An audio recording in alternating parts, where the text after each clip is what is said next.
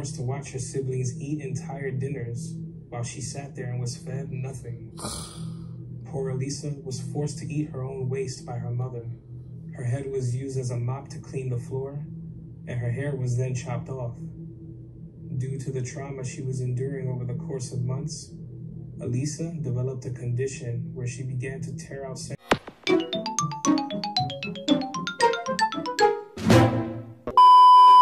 Yo, what's good? What's going on, YouTube? It's your boy Q1 and CB, and I'm back with another motherfucking reaction video. You know what I'm saying?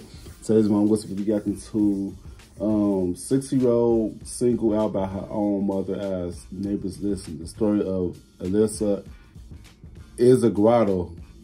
I don't know if I said it right. Comment down below if I said it right. If I didn't, pronounce it for me, please. Thank you. This was a subscriber's request, you know what I'm saying? Shout out to the person that told me to react to this. Shout out to y'all, shout out to y'all, shout out to y'all. Like to give a thumbs up, we don't give a thumbs down. Kind of why? We don't care if you want to see more reaction videos to me or any other videos to me. Make sure to go to my channel, check my videos. If you like my videos on my channel, go ahead and click that subscribe button, you know what I'm saying? Also, if you could turn on your post in case you be the first one if I add to when I post. But lastly, without further ado, let's get straight to this video, man. Let's get it. Warning. The video you're about to watch contains details of abuse. Viewer discretion is advised. Last year, doctors never examined 4-year-old J.C. Eubanks' cuts and bruises. Child welfare workers failed to report 6-year-old Julicia Batty's black eye to authorities. 4-year-old Azid Emerson Gonzalez's case was closed despite his swollen eye and a lump on his head. All three of those... And you know what's so crazy, though, about the system, bro? They don't give a fuck, bro. They never do, bro. The system was made to go against us, not to protect the big folks, but not the little folks, bro. Man, that shit crazy, bro. The police don't give a fuck, bro. As long as they getting paid for it, bro. Damn, bro. Like, and another thing I don't understand is that, why have kids if you're going to abuse it? I abuse it, I abuse them. You know what I'm saying? I never understand that shit. Like, some people, it's not made to be parents, bro. Because shit like this, bro, these innocent kids be getting killed for no fucking reason, bro, by their own parent. You know what I'm saying? Like, they ain't have to be here. You know what I'm saying? This shit be making me so mad, bro. Like, I don't understand it. That I just mentioned would be beaten to death before the end of summer 2021. The young continue to suffer in a city that time and time again all over the damn world, keep bro. Our children safe. We keep being told that things will change. It's not. We keep seeing the same thing year after year, decade after decade. Right. So that begs the question: how many children have to suffer before the people in charge decide that it's time to keep their word? They don't care. Elisa That's the thing. Was a bright, loving child who brought joy to everyone who came into contact with her. But in 1996, she was so beautiful her life was cut short at the hands of her own mother, and the city of New York was also to blame. Today on Evil Intentions, the story of Elisa Izquierdo.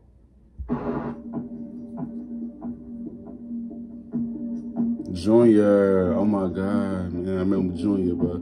Hey, man, I was crying when what happened to Junior, but I was sad as hell what they did to that boy Junior.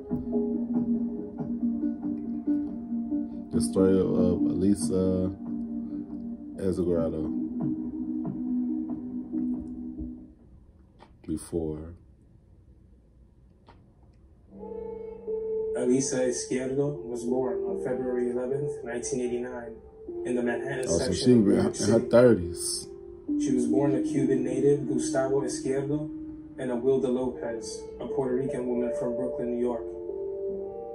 Gustavo and Awilda met at a homeless shelter in the Fort Greene section of Brooklyn, New York. Gustavo was a community aide at the shelter, working as a cook. He had dreams of coming to this country to teach dance.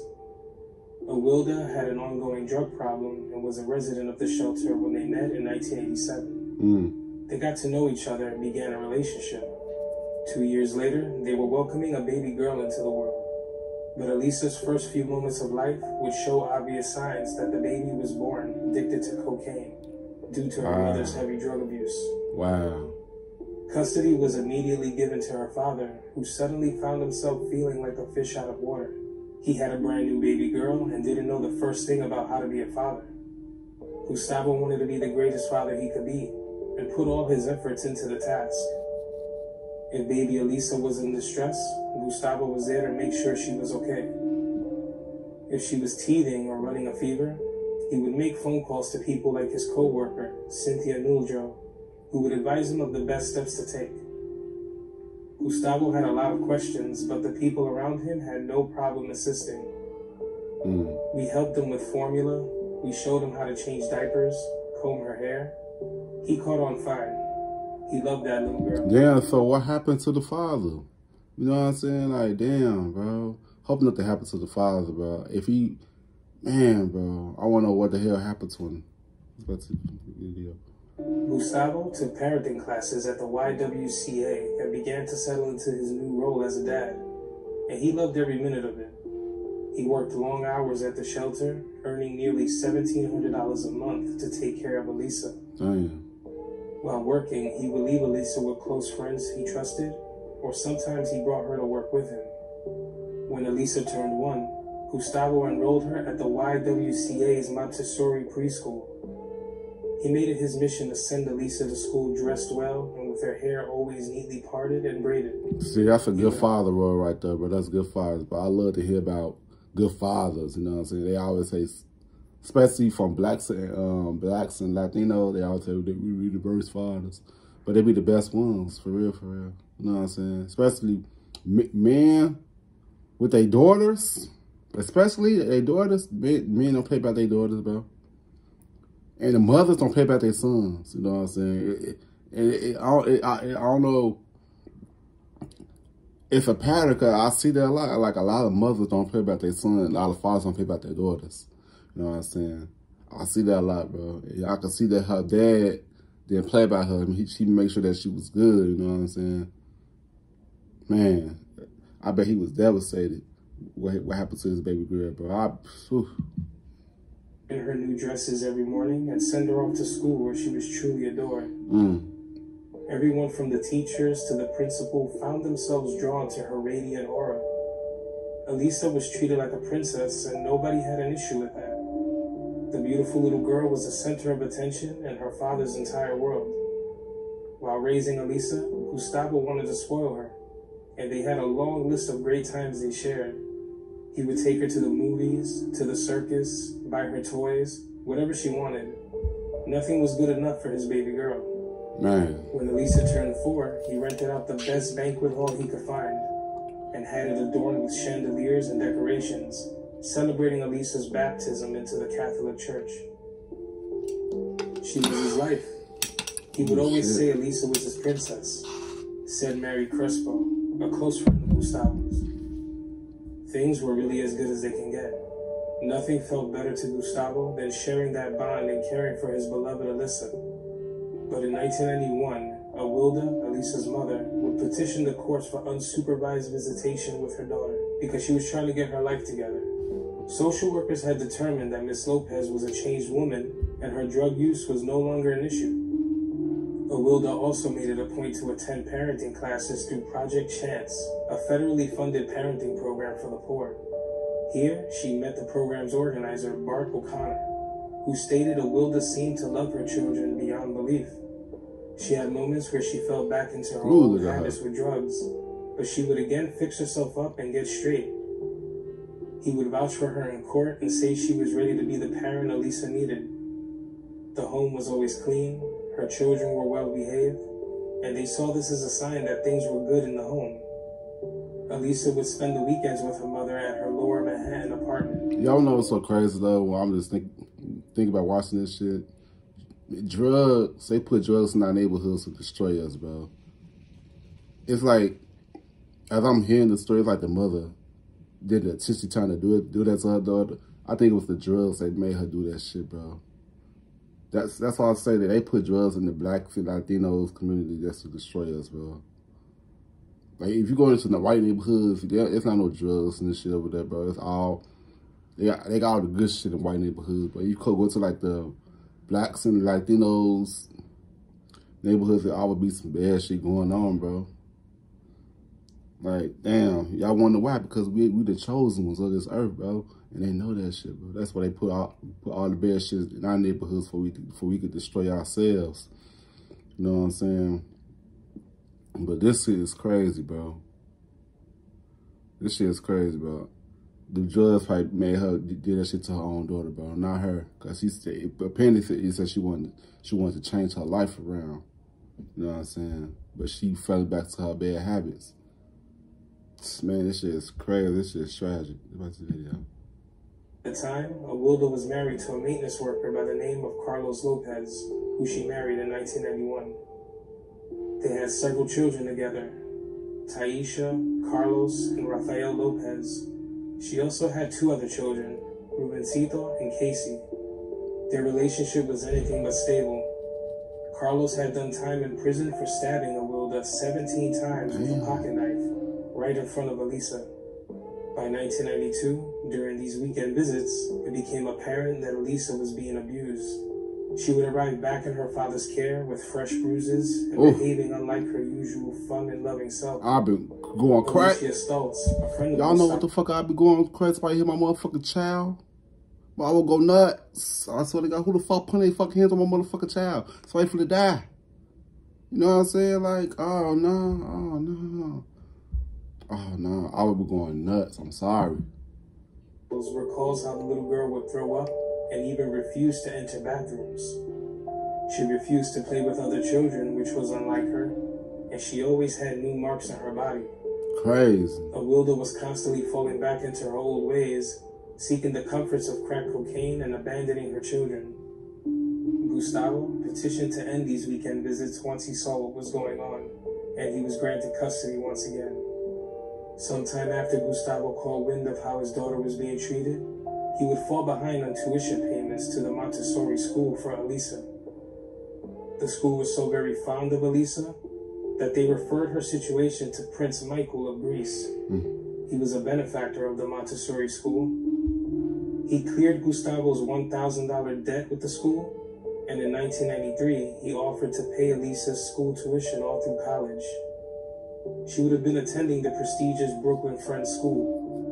Prince Michael was very fond of Elisa, and he saw her as somebody that could have been his own daughter. For real. He cared for her so much that every Christmas, Easter, or just for no reason at all, he would buy her stuffed animals, clothes, and anything else she might have needed.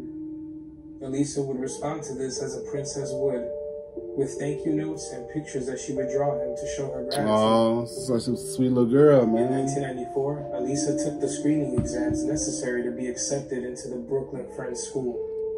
She passed, and she was scheduled to begin classes the fall of that year. But terrible news would soon be received. In May of 1994, Gustavo checked himself into a hospital due to bad chest pains and problems with his lungs. He would be told he had lung cancer and not much longer to live.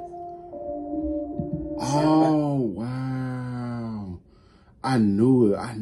I knew something happened to him. Because I don't think he would have let that shit slide what happened to his daughter, bro. So he fucking died before what happened to her. Oh, my God, bro. This shit's crazy, bro. She gonna lose all the people that actually love her. Is still looking to do all that he can to protect his baby. Man. Gustavo worked up a plan to take his daughter back to Cuba to leave her with his cousin, Elisa Canizales. He knew she would be loved and cared for during his absence, and he wanted the best for her. Man. Gustavo bought tickets for himself and Elisa to depart New York City and head to Cuba. But on May 26, 1994, the very same day that they were supposed to leave, Gustavo lost his battle with cancer. Damn. Leaving Elisa stuck in New York City. Shit crazy. When Gustavo died, there was a custody battle for Elisa between Awilda Lopez and Canizales, Gustavo's cousin. Family, friends, the director of the Montessori school, and Prince Michael all wrote letters and expressed the importance of Gustavo's cousin being given custody. These pleas were ignored and custody was awarded to her mother. Now, Elisa, who had it all with her father and was protected and cared for, found herself stuck in a crowded home with 5 other children and a mother who had already been abusing her. When Gustavo passed away and Awilda gained custody, her behavior became even more erratic. She would tell friends and neighbors how frustrated she was with Elisa's behavior. This puzzled people because they knew how good of a child Elisa normally was. But Awilda would say that Elisa was acting like a child possessed and might have fell under her father's evil spell. Now this was confirmed Nah, bro. If you hear that shit from other people saying she was a good kid, bro, it was apparently something going on with you in the mind, bro. It was some drugs fucking with her head. Shit crazy. Oh, what the fuck? Hold on, y'all. Hold on 1 second.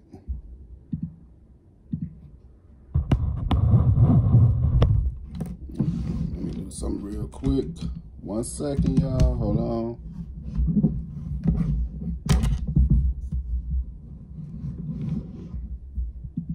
When it came to the well-being of a helpless child, and unfortunately, little Elisa hadn't experienced the worst yet. Elisa was singled out by her mother, and she was as cruel and evil as it could get. Her siblings were ordered to never have any communication with her while they ate and played together. There were times where she was confined to the home for 24 hours a day, while her brothers and sisters went out to play. That shit crazy. She was forced to watch her siblings eat entire dinners, while she sat there and was fed nothing. Poor Elisa was forced to eat her own waste by her mother. Her head was used as a mop to clean the floor, and her hair was then chopped off. Due to the trauma she was enduring over the course of months, Elisa developed a condition where she began to tear out sections of her... Yeah, man, my camera started recording, you know what I'm saying, so for some odd reason, but yeah, man, let's get back to this video, man. Let's get back into it. Elisa was beaten and tortured in her mother's care. That shit crazy. Awilda withdrew Elisa from school, and the torture continued. She was violated with a toothbrush and a hairbrush. Neighbors would hear the little girl pleading with her mother at night as she was tortured. She would be left to sit in her own feces and urine. Complaints were made and nothing was done. In fact, over the course of Elisa's short 6 years on Earth, city authorities had been notified at least 8 times. Carlos, Awilda's husband, was no better. To anyone outside of the home, he was a regular guy caring for his family. He supported Awilda through her tough times and came off as compassionate and loving. But when he was home, neighbors would hear plates and glass shattering. He was a temperamental man with little patience. He also took part in Elisa's torture and beatings.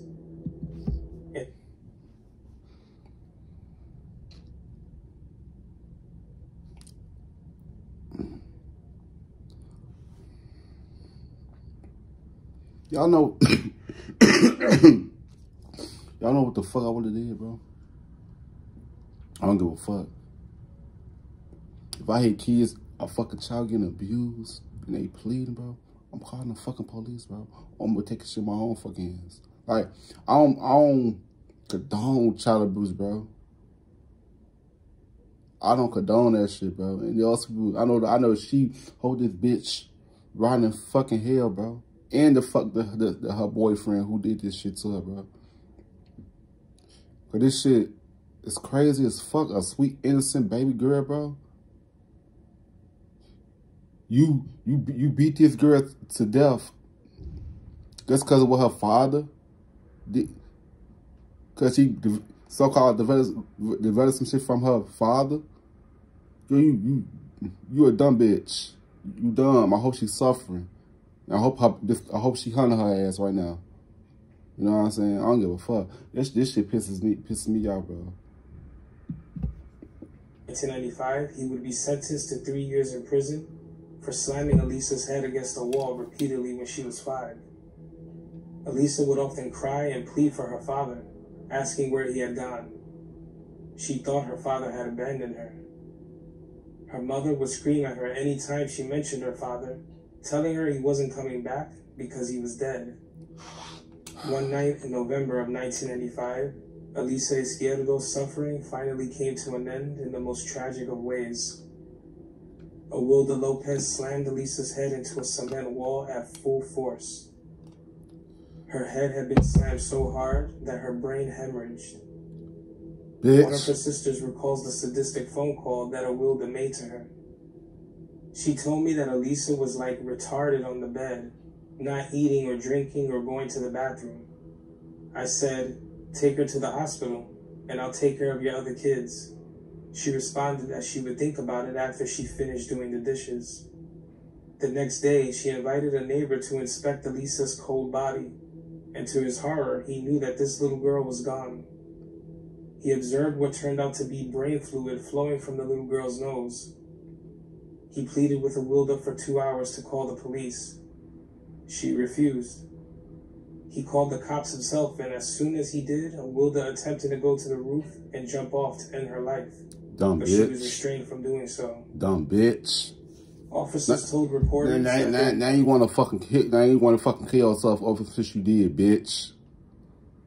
Oh, this fist. Wow. Ooh, this fist. Ooh, ooh, ooh, ooh. She should have jumped. Fuck. on one part of the little girl's body that wasn't bruised or cut. Firefighters responded to a 911 call to their apartment at the Rutgers Housing Project on the Lower East Side near the Manhattan Bridge. What they saw inside, they say, they will never forget. It's actually so horrible. I wouldn't want to go into graphic detail, but just to say that she had cigarette burns and scars all over her torso and numerous deep contusions on both sides of the body and her head. Her injuries suggest the little girl was abused over a long time. 5 other youngsters, dirty but unharmed, were found crying in the apartment. One of them led the firefighters to Elisa's body. First question you ask as a first responder. I know they probably feel bad because what their mom was doing to their fucking sister, bro. They kids at the moment, bro. I know that shit probably traumatized them. Like, damn, my mom was actually beating my little sister up. Or big sister, you know what I'm saying? This shit fucking crazy, bro. Like, damn, bro, this shit is wicked. There's some wicked ass, evil ass people out here. Don't have no fucking kids if you're gonna do that shit to them, bro. And the young girl just looked at firefighter Komorowski and said, nothing happened, she's just dead. Nothing wrong with her, she's just dead. She had 30 small circular marks on her body that were at first believed to have been cigarette burns. But turns out these were markings from the stone in someone's ring. Elisa Izquierdo's body was laid to rest at Cypress Hills Cemetery in Queens, New York. At her wake, her casket remained open. Somebody in there watching those kids. Why, when they hear the kids crying, why right away they call the cops? Exactly. Let it come and stop this before this happened to her now. Family, now they want to kill her, it's too late. Filled her casket with pictures, flowers, and stuff. She up there with her dad now. The makeup could barely conceal the horrific injuries she sustained. In a very bitter end to an already awful tragedy, Awilda Lopez was granted rights to Elisa's remains. Even in death, Elisa was never reunited with her father. Elisa Izquierdo's life came to a tragic end, and still in 2022, there are very few signs that anything has changed.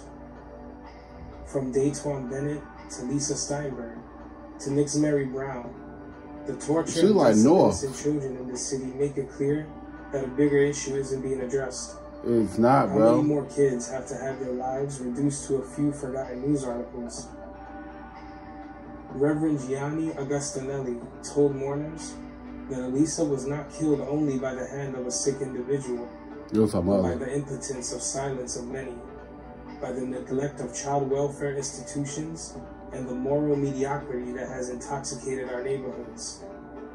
Man, should have been 33. 34 now. Thank you guys so much for stopping by and watching this video. Really do appreciate it.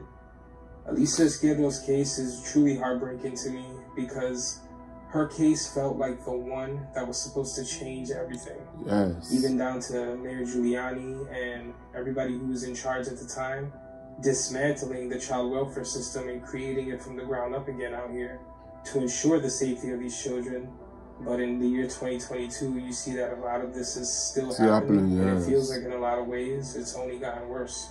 My only hope in getting these types of videos out is hoping to raise awareness and making sure that people do something and say something when they see and witness these kinds of behaviors. There are red flags all around us, and nothing's more heartbreaking than knowing that you could have done something for somebody, especially a helpless child. Yes. Now I pass the question off to you guys. How many other situations do you think this city has to see before they get it across their heads that whatever they're doing just simply isn't working? Right. Feel free to discuss in the comments below. Let's just always keep in mind that these are still real cases with real people attached to them, and they are still mourning. Now, friends, always remember, keep a tight circle, mind your surroundings, Facts. and protect our babies. Facts. Because you never know who around them might have evil intentions. Facts. I'm out. That's why I don't play by kids, period. Like, I don't play by kids, bro. Like, I don't play by kids. Like, with me, with kids, bro, I don't play that shit, bro. Like, because kids be so helpless. Kids got so pure. You know what I'm saying? They can be bad as hell, but they don't know no better for real, though, bro. You just got to lead these kids, bro. And this shit, what happened with her, is crazy, bro. She said she was calling for her dad, and her mother told. Yeah, I low-key did want to cry, so I wanted to cry so bad. I do, bro. This shit is crazy, bro. Like, I don't play about with kids, bro. I don't play that shit. But comment down below your thoughts about this whole situation, you know what I'm saying? How do you feel about it? But if you like the video, give a thumbs up. If you don't give a thumbs down, y'all know where I've been okay just too, you know what I'm saying? Yeah, subscribe. See you guys in the next video. I love y'all. Peace out.